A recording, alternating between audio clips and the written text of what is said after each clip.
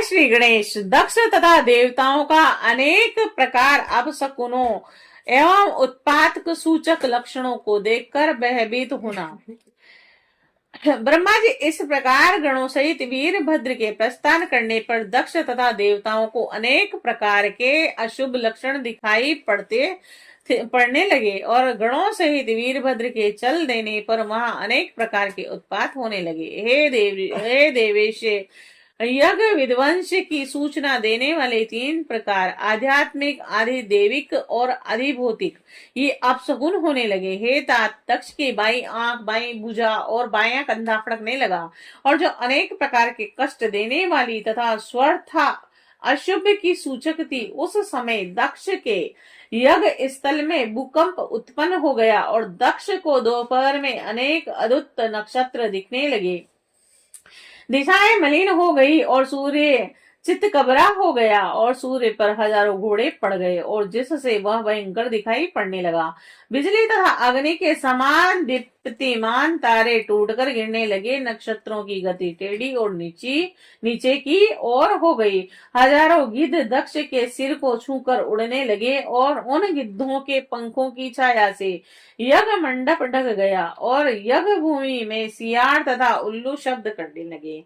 आकाश मंडल से श्वेत बिच्छुओं की उल्का वृष्टि होने लगी। धूलि की वर्षा के साथ तेज हवाएं चलने लगी तथा विवर्त घूमती हुई वायु से कंपित होकर हड्डियां सब जगह उड़ने लगी और दक्ष ने देवताओं के साथ जिस नवीन तथा अद्भुत यज्ञ मंडप का निर्माण किया था, उसे वायु ने ऊपर की ओर उड़ा दिया।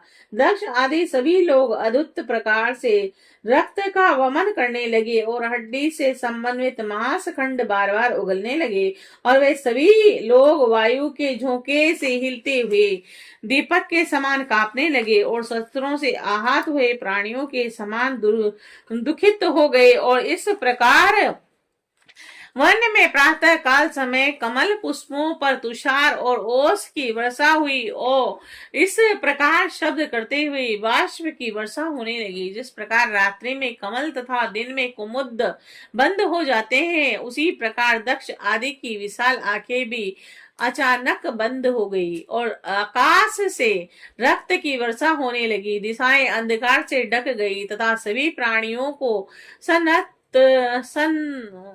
सनत्र शस्त्र करता हुआ दिगाह होने लगा। है मुने, जब विष्णु आदि देवताओं ने इस प्रकार के उत्पात देखे तब वे अत्यंत भयभीत हो उठे। हाय, सब हम लोग मारे गए।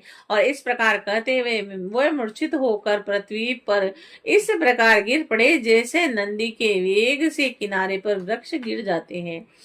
हे पृथ्वी पर इस प्रकार गिरकर अचेत हो जाते हैं जैसे काटने के बाद विषैला सर्प अचेत हो जाता है।